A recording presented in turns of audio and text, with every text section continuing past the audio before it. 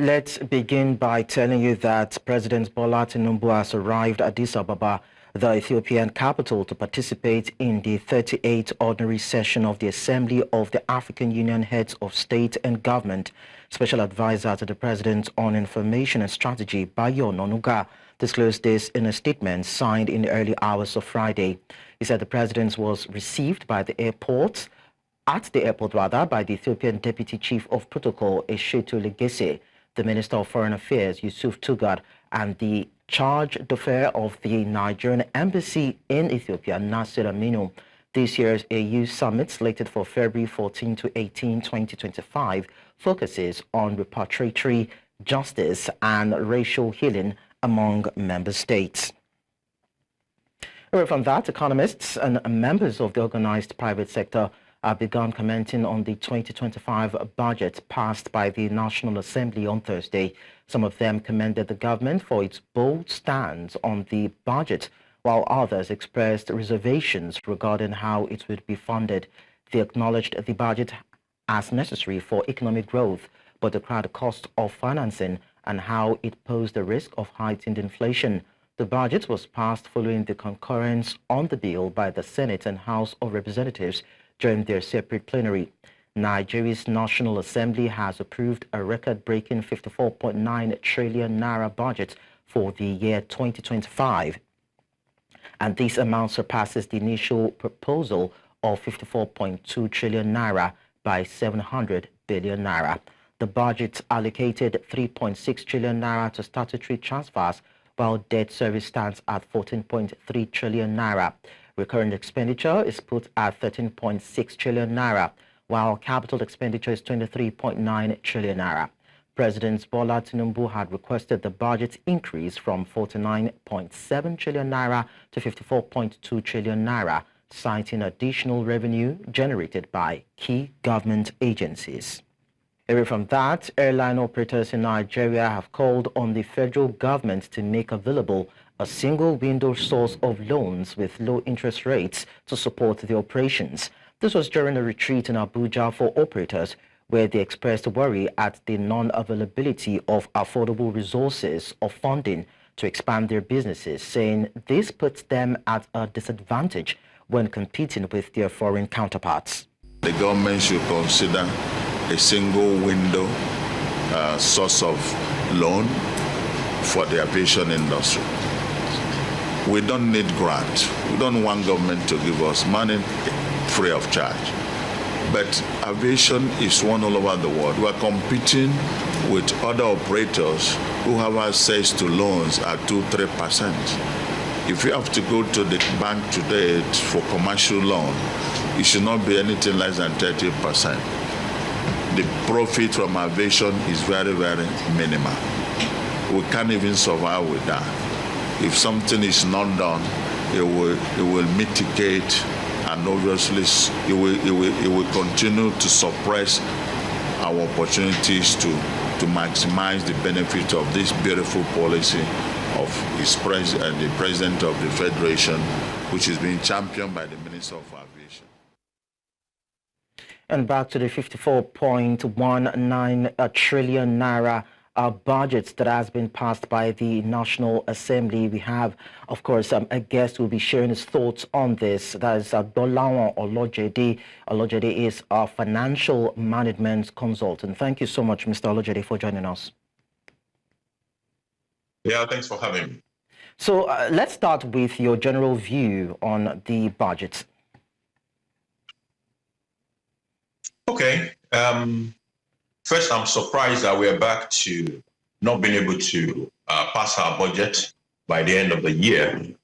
This is February, and the budget ought to have been signed into law by the end of last year. So I hope we can readjust and go back to being able to achieve that feat. Number two is the budget shows certain weaknesses within the system, and is an opportunity for us to, it is speaking to us that we need to look at certain distortions that have become obvious so that we can correct this distortion. So when you see the amount that is going for debt service ranking with the amount that is budgeted for capital expenditure is an indication that we need to do something on that nexus to be able to improve the revenues of the government.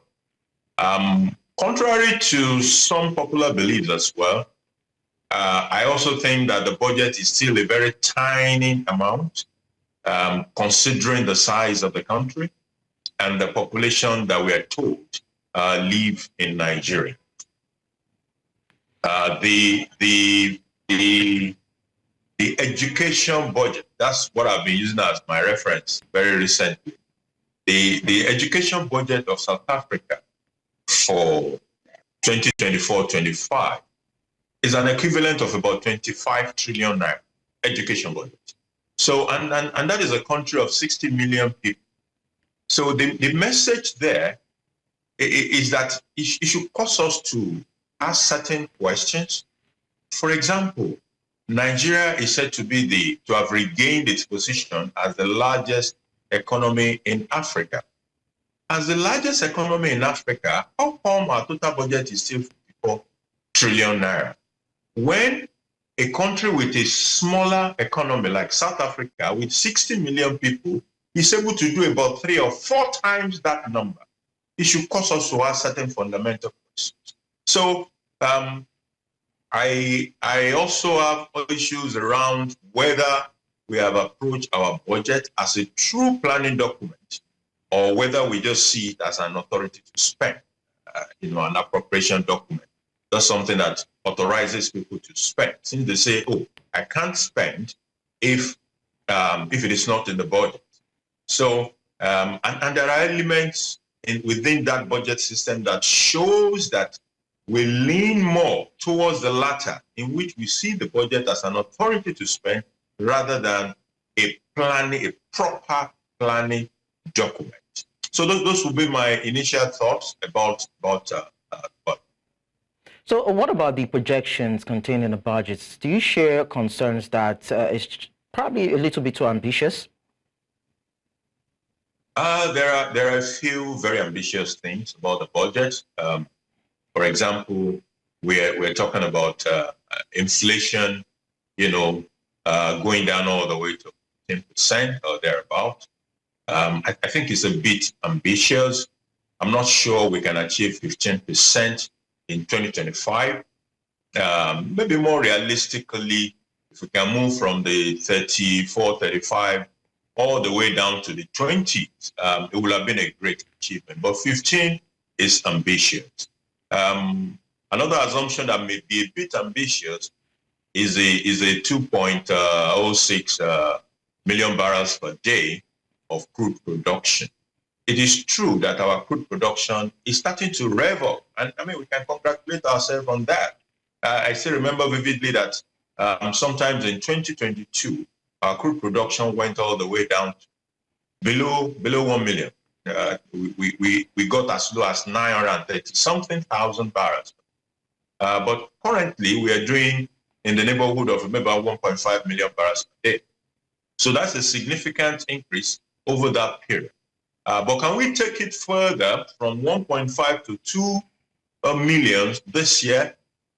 I am not so convinced. Maybe 1.8, 1.7, 1.8. That looks more like it to me. So, on a personal opinion, I would think that our crude assumption production may be ambitious. I know there are things we have been doing in that direction to ensure that we can increase production. For example, oil theft seems to have abated significantly. Then we have this situation in which domestic players are taking up assets that were being sold by the international, and they will put those assets into use. I also see recently attempt to bring the Ogoni oil fields back into production. So all these measures definitely will help us to show up our oil production. But will we cross that 2 million barrels per day mark? I'm not so sure. Okay, the benchmark price. Yes, Okay. I just want us to quickly touch on the budget deficits before we wrap it up. 13.8 trillion naira and debt servicing 14.32 trillion naira. Is there any possibility that the gaps can be narrowed? It's going to be tough. It's going to be tough. However, this is the way it should normally play out. When you have that huge deficit, the primary funding way is to borrow. So while you have your borrowing plan, it shouldn't stop you from continually looking for solutions, innovating, looking for solutions that will reduce that amount that you have planned to borrow. So it is true, I plan to borrow 13 trillion or 14 trillion. But what I'm going to, try to do is to see if I can do something that will make me borrow only 10 trillion instead of 13 trillion. So what are those things that I could do? Am I going to sell some government enterprises, which is an opportunity to raise money? There is a whole lot of real estate issues that are out there, government real estate hanging all over the place, becoming mad people's houses all across the country, even on choice properties in the heart of Lagos. Federal government has property that it has not been able to do anything about. So there are assets, there are all those joint ventures with oil companies and the rest of them that we probably should also look at the possibility of being able to raise some funding via exiting some of our positions in these things. That way, we can see how we can reduce the deficit, financing the deficit through borrowing. The alternative, however, is to see what can we do to dramatically rev up the revenue. The reason why the deficit is that large relative to the total amount is because the revenue is still small. So if we're able to, along the way, bring on initiative that will improve the revenue profile, then the debt servicing or even the debt component of our entire funding becomes relatively, smaller. It starts to shrink because we are now having more revenue. So those are the two sides to look at what we can do as far as moderating that. But as it is today, it is burdensome when you have your debt service amount rivaling your capital expenditure for the period. All right, thank you so much, Bola Olojede, for sharing your thoughts with us looking at the 2025 budget. We appreciate that. Thanks for having me. Away from that, we tell you that governors in the southwest region of Nigeria on Thursday converged on the Lagos State Governor's office in Alausa, Ikeja, for an extensive deliberation on critical issues affecting the region. News Central's Omololo Lolade was there and files in this report. The governor of Lagos State and chairman of the Southwest Governors Forum, Babajide Sanwo-Olu, on Thursday played host to the governors of Ogun, Oyo, Osun, Ondo, and Ekiti State, respectively. The governors, after deliberating on key issues, condemned the threat posed by suspect terrorists in the region, while encouraging its security synergy between the Nigerian police force and local security groups. The forum agreed to appoint our special advisors on security in each state and to establish a joint surveillance monitoring team, which we believe will oversee and coordinate security efforts across the region. And as part of the resolution, the forum has committed to deploying advanced technology, including aerial surveillance system that will enhance security operations.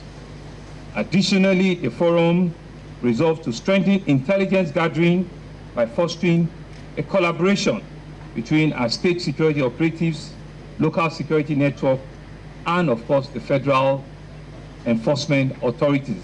The closed-door meeting also saw the governors commending the federal government for establishing the Southwest Development Commission and collectively agreed to situate the headquarters at Cocoa House in Ibadan.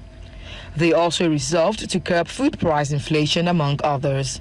We believe also at the forum discussion will express concern with activities of unscrupulous middlemen who deliberately inflate food prices and commodities within the region. We therefore took a view and agreed to establish what we call a food inflation joint monitoring team, which we believe will foster interstate collaboration and it will mitigate food inflation.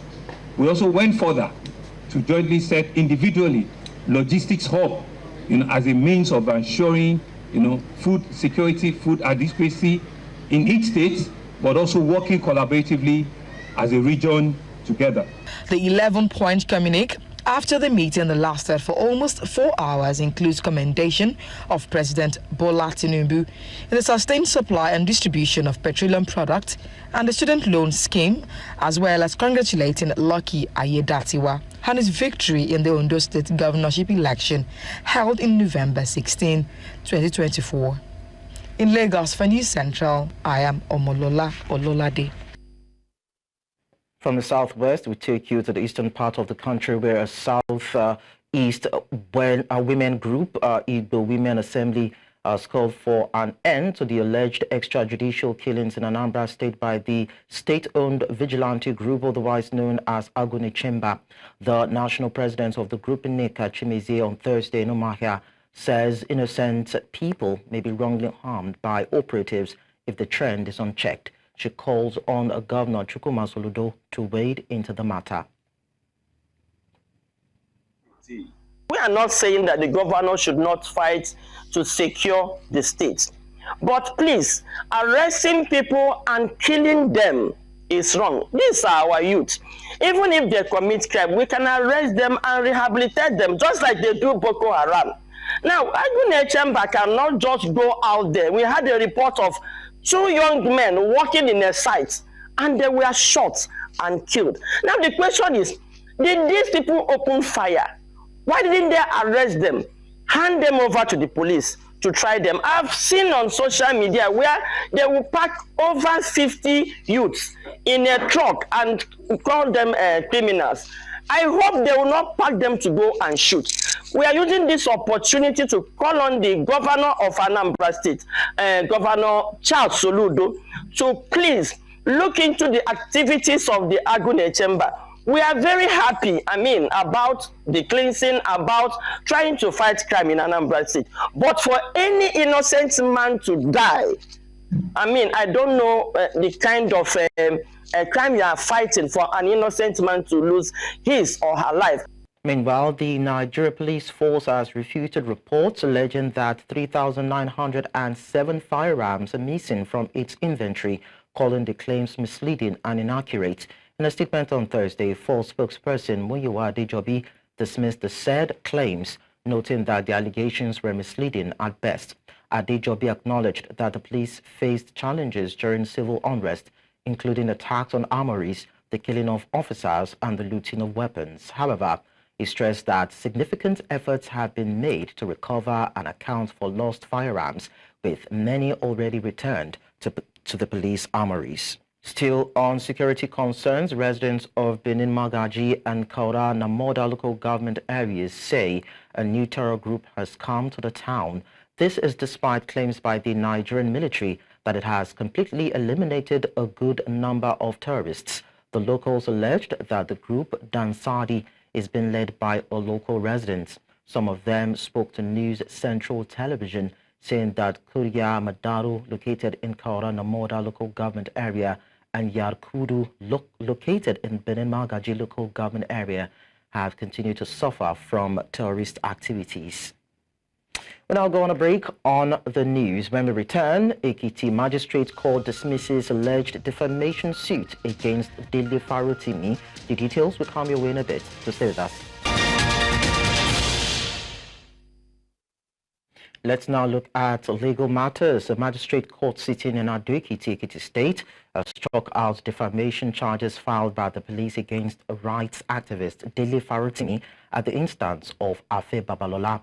The Nigerian police filed the charges after receiving Ajaero Afe Babalola's petition accusing Farotimi of defaming him in December 2024. Chief Magistrate Abayomi Adeosun struck out the case following requests by police prosecutor Samson Oshobu that nominal complainant Afe Babalola has agreed to discontinue the suit. Counsel to Dele Farotimi, Kembi Adejare, confirmed they were served with a notice of discontinuation, and the defense legal team has agreed. When a court makes an order in a pending case, and then the pending case is either struck out or dismissed, every order made pursuant to that case is also struck out and dismissed. So if the order was made pursuant to this case, then that order is no longer existing. The Edo State Governorship Election Petitions Court has adjourned its proceedings to March 3 for parties in the petition to adopt their final written addresses. This comes as the All Progressives Congress closed its case after 4 witnesses testified to substantiate its claim of victory in the Edo governorship election. Our correspondent Joshua Imarai was at the tribunal and filed in this report. The All Progressives Congress says that it has closed this case at the ongoing Edo State Governorship Election Petition Court, which is being held in Nigeria's capital, Abuja. This comes after the party presented 4 witnesses, despite its earlier promise to present 28 witnesses before the court. I haven't assessed the evidence of PDP, and they were supposed to call about 150 witnesses. They were only able to call just 19 witnesses. And I'm sure our lawyer believed that instead of helping them in their case, they decided to close their case because the evidence they brought up also has bettered our case. They could not prove their case. Now, what do you want the court to do? The court should perform magic for you? It's not possible. I tell you for free that this petition died on arrival. The People's Democratic Party, however, reacted to development at the tribunal. The APC had told us, the third respondent in this case, that they had 28 witnesses to tender before the tribunal. And the 4 of them that were brought yesterday helped our case to substantiate our prayers that there was overvoting and there was non-serialization of sensitive materials. And there's a sense in which the councils saw that the witnesses were helping the PDP and decided not to call any more witnesses. One of the counsels to the APC also aired the party's expectation on the tribunal's next course of action. Paragraph 46 of the first schedule of the Electoral Act for us to file our respectful addresses. The respondents will start first since we called the evidence. We'll be given 7 days. The petitioners will therefore have 5 days to respond. The respondents will have 3 days to reply on points of law. The petition has been adjourned to Monday, the 3rd day of March 2025 for adoption of our written addresses. Thereafter, the tribunal will give us a date for delivery of considered judgment. With the APC, PDP and the Independent National Electoral Commission having closed their cases at the tribunal, all eyes will now be on March the 3rd for the presentation of their final addresses. In Abuja for News Central, I am Joshua Imarai.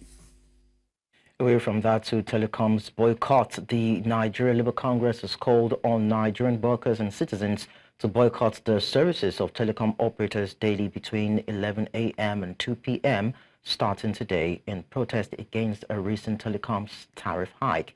This follows the implementation of a 50% tariff increase approved by the Nigerian Communications Commission, with one of the operators rolling it out on Monday. In a communique signed by NLC President Ajaero and General Secretary Emmanuel Ugboaja, the union urged Nigerians to suspend data purchases from the affected telecom operators, accusing them of exploiting consumers.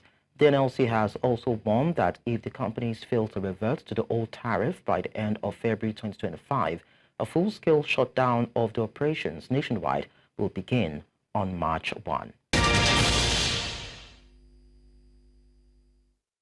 Now, I'll tell you that the First Lady of Nigeria, Oluremi Tinubu, has expressed confidence of the current administration's commitment to empowering women and ensuring their inclusion in governance. The First Lady made this known as she received the Deputy Director General of the Department of State Services, saying President Bola Tinubu is committed to making this a reality because of his belief and trust in their abilities.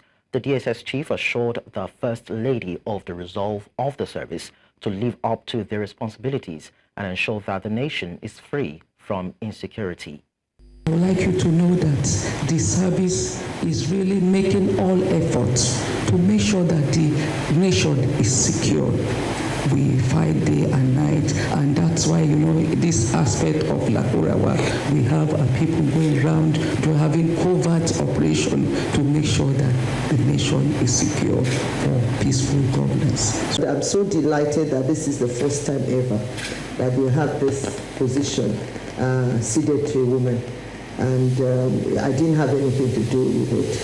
But it's my husband's faith, thinking that women are more responsible, that we take things more seriously. And it didn't start now. Even in his day as a governor in Lagos State, they had large number of female judges and also permanent secretaries. Looking at other stories in Africa now, Senegal's government on Thursday announced it may take legal action against those responsible for mismanaging the country's public finances under former President Macky Sall. An audit report reviewed serious breaches, including forgery, misappropriation of public funds, and money laundering. The report also found discrepancies in public debt stock and shortcomings in bank deposit management. Justice Minister Usman Diagne promised a full investigation, stating that former ministers and directors could be implicated. The International Monetary Fund has welcomed the audit report, citing Senegal's commitment to transparency. The IMF had suspended its aid program in Senegal pending the validation of the audit report. The audit report's findings have sparked a heated response from Sall's former ruling party, which has denied any wrongdoing. L'exploitation de ce document a permis de relever qu'en dehors des taux anormalement élevés de la dette, des manquements graves qui pourraient revêtir diverses qualifications pénales ont été constatés. Il est envisagé, dans le respect strict des principes directeurs de la procédure pénale, notamment la présomption d'innocence, le respect des droits de la défense, le respect du principe du contradictoire, la mise en œuvre diligente de toutes les mesures judiciaires nécessaires à l'élucidation de ces faits, l'identification complète de tous les responsables de ces irrégularités et leur traduction devant les juridictions répressives compétentes. Le déficit budgétaire moyen annuel de 11,1% enregistré sur la période 2019-2023 et le niveau d'endettement atteignant 99,67% du PIB en décembre 2023 illustre la gravité des déséquilibres financiers accumulés ces dernières années. Je répète, ce qu'il faut retenir, c'est que ce rapport est une photographie fidèle de la situation financière du pays.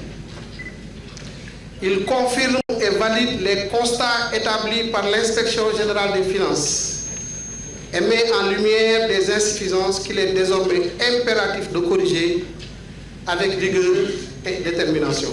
South Africa is mourning the loss of 14 soldiers killed in the Democratic Republic of Congo. President Cyril Ramaphosa offered his deepest sympathy at a memorial service held at Swartkorps Air Force Base in Centurion, attended by members of the armed forces and families of the fallen soldiers. The soldiers were part of a Southern African Development Community peacekeeping mission deployed to stabilize the region. Their remains were transported to a United Nations base in Uganda before arriving in South Africa on Wednesday night. Ramaphosa described the deaths as a tragic and devastating loss and ordered national flags to be flown at half-mast for a week.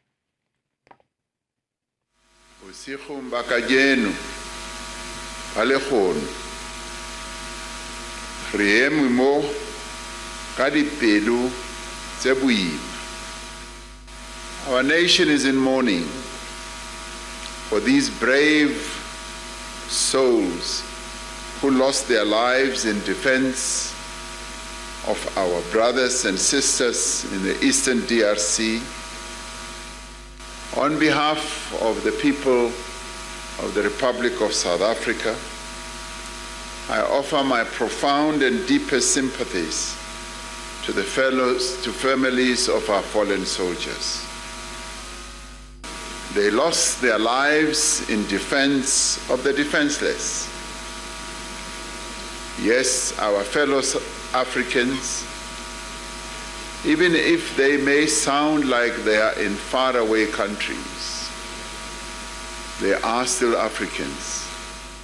To you, my family, and the entire DoD family, your sorrow and grief is shared by a nation. They recognize and understand that yours is a noble task, a task that none would stand and carry out except those who are patriots.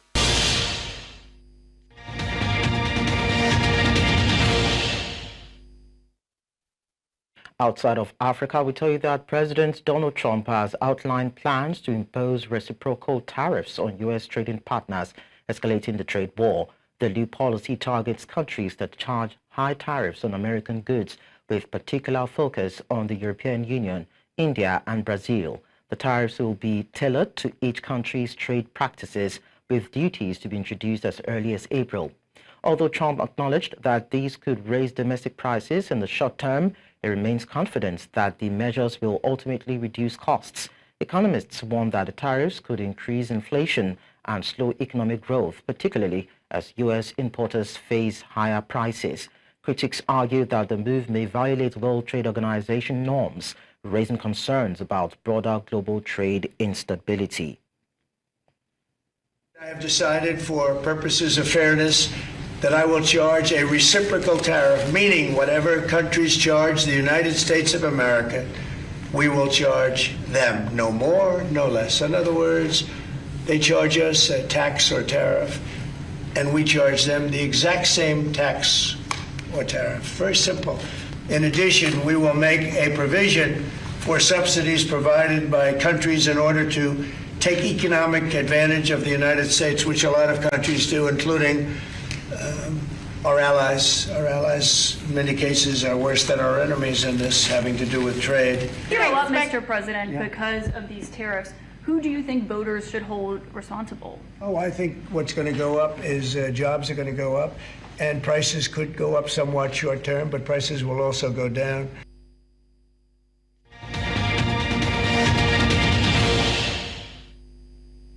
In business, Nigeria's daily crude oil production rose to 1.53 million barrels per day in January, meeting its OPEC production quota for the first time. This marks a 3.6% increase from December 2024, solidifying Nigeria's position as Africa's top oil producer, ahead of Algeria and Congo. However, secondary sources reported a slight decline to 1.49 million barrels per day. OPEC noted that overall production fell among member nations, with declines in Nigeria, the United Arab Emirates, and Venezuela.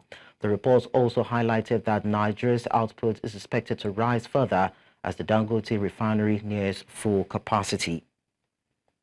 We also tell you that the Nigerian government has ordered all federal ministries, departments, and agencies operating in states to stop using commercial bank accounts, reinforcing compliance with the Treasury Single Accounts Policy.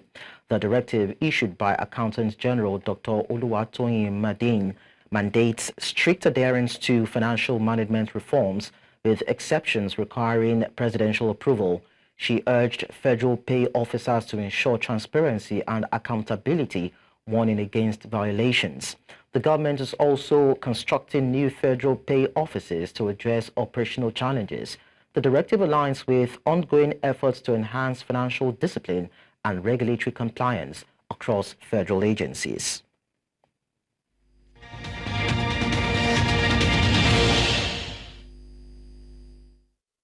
In sports, Nigeria's Flying Eagles face a challenging group stage at the 2025 CAF Under-20 AFCON in Côte d'Ivoire after being drawn against Egypt, Morocco, and South Africa in Group B.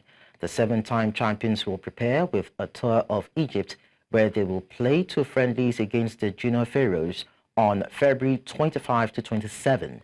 Nigeria secured qualification by reaching the WAFU B final, defeating Ghana's Black Satellites. Hosts Côte d'Ivoire lead Group A, featuring Ghana, Tanzania, DR Congo, and our UNIFAC representative. Defending champions Senegal are in Group C with Zambia, Kenya, and Sierra Leone.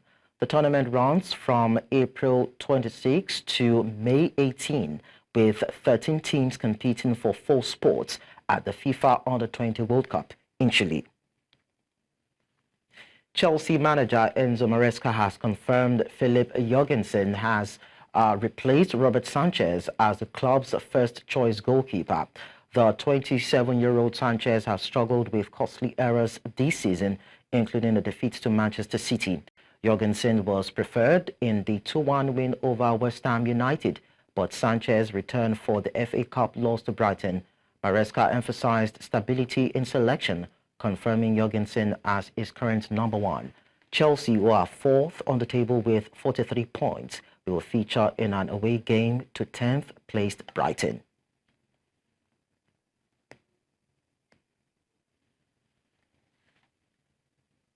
And that's all at this hour. But before we go, we look at our major stories again.